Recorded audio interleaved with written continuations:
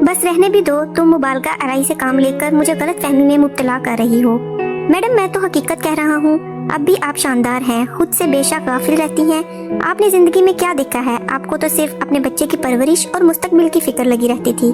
दिन रात उसी धुन में सरकर्दा रही, चाहे तो नई खुशियाँ हासिल कर सकती हैं। क्या कह रहे हो साजिद खान? मैं हंस पड़ी। क्या मुझे बहला रहे हो? नहीं नहीं, उसे एहसास हुआ कि वो हद से बढ़ गया। तभी साजिद माजरत ख्वाहाना अंदाज में बोला, माफी चाहता हूँ, शायद आपको मेरी बातें नागवार गुजरी हैं, न जाने बेख्याली में क्या कह गया। ये बात नहीं, मगर तुम ही सोचो, जबकि आज कमसिन लड़कियां घरों में बिन ब्याही बैठी हैं, मुझ जैसी लड़की से कौन शादी करेगा? फिर वो थोड़ी देर चुप रहा। अगर आप नाराज ना हो तो एक बात कहने की जिसारत करूं? कहो साजिद। मैं आपसे शादी की आरजू रखता हूँ, मुझे आपकी चाहत, अगर आप चाहें तो मैं इसकी दीदा दिलेरी और जुर्रत पर हैरान रह गई। कभी सोचा भी नहीं था कि ऐसा मोती और फर्माबरदार मुलाजिम कभी इतनी बड़ी बात कह देगा। मैं एकदम खामोश हो गई। वो समझा कि नाराज हो गई हूँ, तभी इसको भी सांप सूंघ गया। कुछ देर खामोशी के बाद बोला, मैडम मुझे माफ कर दे, मैं आपसे ये बात करके बहुत शर्मिंदा हूँ। मैंने खुद को संभाला, दिल की धड़कनों को काबू किया और कहा, मैं तुमसे नाराज नहीं हूँ। साजिद तुम वाकई बहुत अच्छे हो, मगर हमारी उम्रों में बहुत फर्क है। तुमने महज मुझसे हमदर्दी के तहत ऐसी बात कही है, मगर जज्बाती फैसलों पर हमेशा इंसान को पछताना पड़ता है।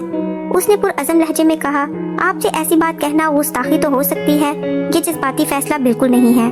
मैंने बहुत सोच समझ कर ये बात कही है। मेरी और तुम्हारी उम्र का इतना फर्क है साजिद कि मैं तुम्हारे बच्चों की माँ भी नहीं बन सकती। मैं उस उम्र से भी आगे निकल गई हूँ जब तुम्हारी उम्र के लोग शादी के बाद बच्चों की आरज़ू करते हैं। आपकी औलाद है, खुदा आपके बेटे को सलामत रखे। मैं जरूरी नहीं समझता कि मेरी औलाद हो। तभी मुझे लगा कि ये मेरी दौलत पर नजरें न जमाए हो। खुद से छोटे बंदे से शादी करने का मतलब तो बुढ़ापे में खुद ही मिट्टी प्लीत करना है। नौकर का मालकिन से इश्क। अच्छा तुम सोच लो, मैं भी सोचकर जवाब दूंगी। अब मैं सख्त कश्मकश में थी। दिल कहता था कि इस पेशकश को मान लूं, दिमाग कहता था नहीं, अभी वक्त बीत गया है।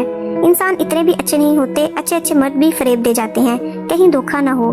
काफी दिन हम दोनों चुपचाप रहे, मगर ये चुप बेमायनी नहीं थी। तूफान अंदर ही अंदर पल रहा था। मैं रातों को सो नहीं सकती थी। बिलाखिर मेरा जहन और वजूद थक गए। मैं बीमार पड़ गई। अब घर में कौन था साजिद के सिवा? उसे मेरी तीमारदारी करना थी।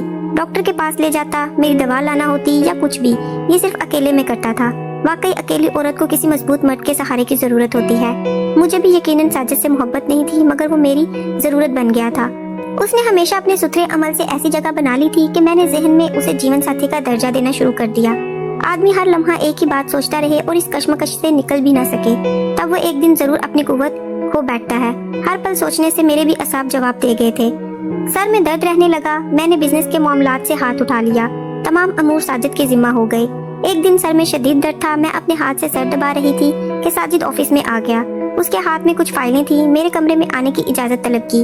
तभी मैंने कहा, यही मुझे फाइलें दिखा दो, मगर मेरा सर दर्द से फटा जा रहा है। वो कुर्सी लेकर मेरे पास आ बैठा, फाइलें एक जानिब रख दी और बोला, मैं आपका सर दबा दूं?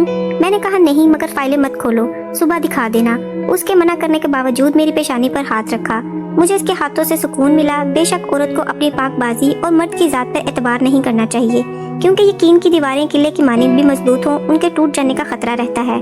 मेरे अंदर भी एक महरूम औरत बरसों से सिसकती रही, जो बहार के किसी ताज़ा झोंके की मुंतजिर थी और अब इतनी कमजोर हो गई थी कि किसी भी लम्हे दलदल में गिर सकती थी। मैंने अपने शोहर की वफात के बाद कभी किसी की जानिब आंख उठाकर नहीं देखा था और पाक दामनी की जिंदगी गुजारी थी। ताहम कभी कभी कोई कमजोर लम्हा इंसानी जिंदगी की सारी रियाज को ताराज कर सकता है। बस मैंने आंखें बंद कर ली, यूं जाहिर किया कि उस वक्त साजिद से भी कलाम करने की सकत नहीं है।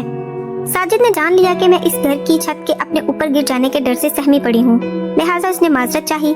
मेरे कमरे से चला, मैडम आपकी तबीयत ठीक नहीं है, आप आराम कर ले, मैं सुबह फाइलें चेक करवा लूंगा। वो अगले रोज भी नहीं आया और न उसके बाद। मैंने फोन किया, वो बोला आज ऑफिस से आपके पास आ जाऊंगा। सोचा आप आराम कर ले, मैं भी यहाँ मसरूफ हूँ, ऑफिस में काम ज्यादा था। उसका लहजा इस कदर सोगवार था कि मुझे लगा कि अब वो मेरी मुलाजमत छोड़कर चला जाएगा। उसे मेरी खौफ और परेशानी से खूब आगाही थी। अब वो इतना तजर्बाकार हो चुका था कि किसी अच्छी कंपनी में उसे मुलाजमत मिल सकती थी। शाम को वो आ गया कुछ कागजात पर दस्तखत करवाने, वो भी मैंने लेकर दिए। तब उसने कहा, मैडम आपने मेरी दरख्वास्त का जवाब नहीं दिया, शायद इतने अहम फैसले से डरती हैं। आपको मुझ पर एतबार नहीं तो कोई बात नहीं, हम उस बात को भुला देते हैं जैसे हमारे दरमियान कोई बात ही ना हुई हो। मेरे असाब मजबूत और सोच मतवाजन है, आप भी अपनी सोच मजबूत रखें ताकि आपके बिजनेस पर बुरा असर न पड़े।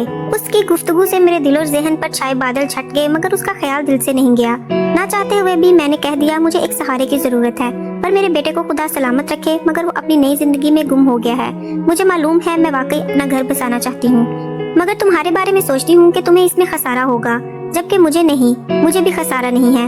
वो बोला, मैंने बहुत सोच समझकर फैसला किया है, मगर मैं अपने बेटे से कैसे कहूँ कि इस उम्र में शादी की तलबगार हूँ। आप अपने जेठ से कहिए, वो यूरोप में है, वहाँ इस मामले में लोग और तरह से सोचते हैं।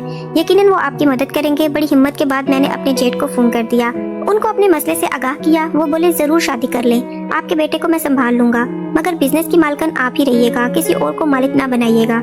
जेठ की इजाजत से मैंने साजिद से निकाह कर लिया। उन्होंने मेरे बेटे को बाद में आगाह किया, मगर उसको इस बात पर कायल ना कर सके कि वो माँ की दूसरी शादी को कबूल करता, और वो सख्त बरहम हुआ। उसने मुझसे कता ताल्लुक कर लिया। कुछ अरसे बाद पाकिस्तान आकर बिजनेस अपने नाम करवा लिया और मुझे सिर्फ मकान और जेवरात देकर बाकी तमाम सरमाया खुद ले गया। बेटे को बिजनेस का सारा सरमाया देखकर खुश थी, मगर काश वो मुझसे राजी हो जाता, क्योंकि मेरे सरमाया का लालच साजिद को नहीं था। उसे एक और जगह अच्छी तनख्वाह पर मुलाजमत मिल गई। अकद सानी करके मैंने अपना बेटा खो दिया। अगर मैं निकाह ना करती तो बेटा ना खोती। मुझे साजिद से कोई शिकवा नहीं, उसने उम्र के फर्क के बावजूद वाकई मुझसे सच्ची मोहब्बत की, मेरा इतना ख्याल रखा कि जरा भी तकलीफ नहीं होने दी। मगर मेरा दिल उसकी सारी मोहब्बत पाकर भी बेसुकून रहा, क्योंकि जिस बेटे पर जवानी की सुनहरी किरणों को कुर्बान करके मैंने उससे परवान चढ़ाया था, आज मुझसे मिलना भी उसे गवारा नहीं है। शायद मेरा दूसरा निकाह उसके लिए किसी जुर्म से कम नहीं है। आपको अगर ये कहानी अच्छी लगी है तो इस वीडियो को लाइक कीजिएगा और चैनल को सब्सक्राइब कीजिएगा।